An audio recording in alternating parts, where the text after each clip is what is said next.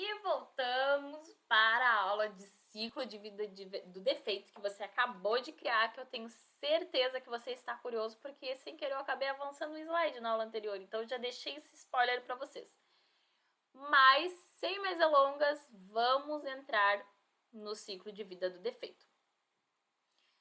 O ciclo de vida do defeito, eu até coloquei essa timelinezinha que vai aparecer aqui para vocês, de forma resumida, e depois nós vamos entrar mais adentro, tá? Eu preciso que vocês entendam que de forma macro nós temos 4 fases, tá? Nós temos a fase logo no início, que é um defeito novo, que é aberto, que é aquele defeito que a gente abriu na aula passada. Vamos supor que a gente abriu o defeito do podcast que não está abrindo a tela na home, que ele está abrindo lá na tela de categoria de um podcast e uma categoria específica. Abrir esse defeito, ele está no início do seu ciclo. Ele é categorizado logo que você abre. Você pode ver, por exemplo, se você abrir uma tarefa no Gira, vai estar lá como backlog, como novo, tá? Então, depois disso, quando ele tá lá prontinho, né?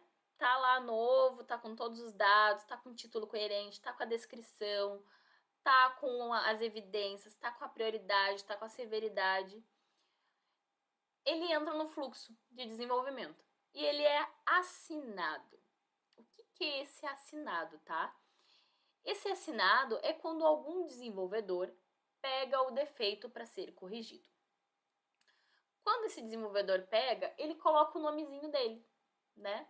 Ele vai lá e coloca o nomezinho dele, fulano de tal. Então você já sabe que aquele defeito saiu do novo, onde não tinha ninguém mexendo nele, que não tinha ninguém executando, não tinha ninguém fazendo nada. Ele só foi aberto, estava lá na coluna de backlog, e ele foi passado para a coluna em progresso ou em desenvolvimento, dependendo de como for a estrutura do seu time, e tem alguém trabalhando em cima dele. Quando a gente fala alguém trabalhando em cima dele, é sinal que alguém está desenvolvendo, né, a correção. Quando essa pessoa finaliza o seu desenvolvimento, ela passa por uma fase de corrigindo. O que é esse corrigindo? É o famoso review, é a revisão de código, onde o desenvolvedor sobe esse código para um gerenciador de código, pode ser GitHub, pode ser Bitbucket, e outros desenvolvedores vão analisar aquele código para ver se a lógica está coerente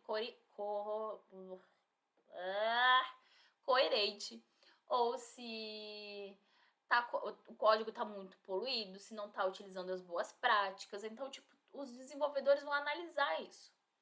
Se isso estiver ok, é gerada uma versão de teste e aí chega para nós que é fazermos o reteste desse defeito. E aí o time de QA realiza o teste do sistema e valida se realmente foi corrigido esse defeito.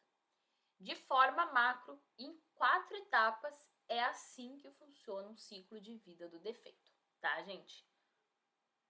Mas aí, vocês devem estar se perguntando, ok, Priscila, vou até voltar ao slide. Ok, Priscila, mas depois do reteste, se deu tudo certo, vai para onde? Ou se deu errado, eu retestei aqui e o defeito não foi corrigido, para onde é que ele vai, né? Tipo, se está ok, ele vai para onde, e se ele não está ok, vai para onde? Então, nós avançamos aqui para o próximo slide. Que se você testou, foi lá, corrigiu, fui lá, peguei meu app, atualizei a versão do meu app, fiz o login e apertei logar. Quando cliquei em logar, de novo, caiu na categoria de um podcast. Não foi para home. O que você vai fazer? Vai chegar lá, chamar o devzinho, bater na portinha do dev, se está no presencial, se está no remoto, bate ali na portinha do Slack, do Teams, do Skype, qualquer um que seja. Digo, olha só, fulaninho, acabei de retestar, manda evidência. Não corrigiu. Cara, era para ter ido para home e continua indo para categoria. Tem certeza que subiu a versão correta? Porque às vezes dá conflito de versão e não sobe a versão. Aí pode acontecer isso, de não ter subido a versão correta, de ter dado algum problema na esteira e não vir e passar a tarefa para frente, ou pode realmente não ter sido solucionado. E aí o Dev vai falar assim, não foi problema na esteira, foi um problema aqui do meu código, me dá aqui, me devolve, que eu vou voltar a analisar. Então esse defeito que estava ali em teste vai voltar na coluna do board para em desenvolvimento, porque o dev vai pegar e vai voltar no desenvolvimento dele. Se, né, outra possibilidade, o dev pegou, corrigiu lá, subiu, fiz o teste, ok. Fiz o login, peguei meu app, atualizei meu app, fui fazer o login, foi para o home. Ufa, foi para home, vou fechar esse defeito. Aí você olha e sumiu um componente da sua home.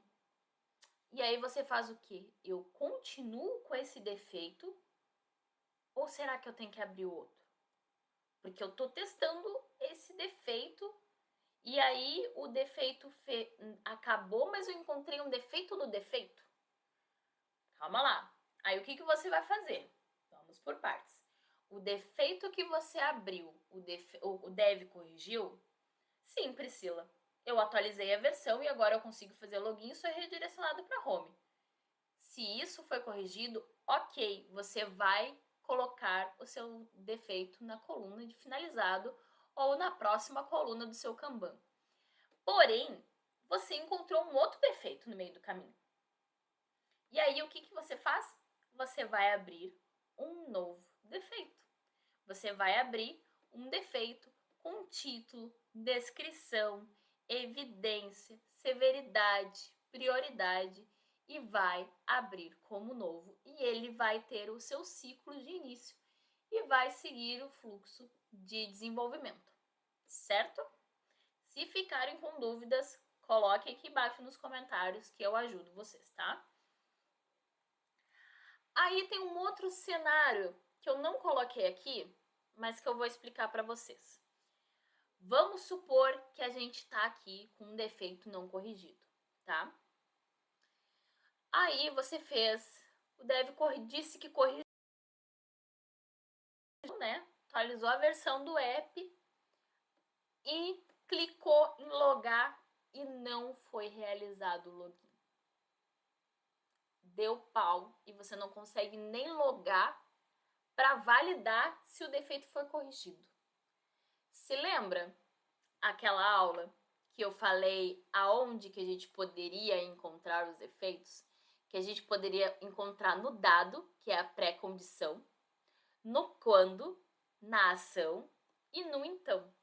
Então, nesse caso, você encontrou um defeito no quando, que é a ação. Então, o que você deve fazer nesse caso?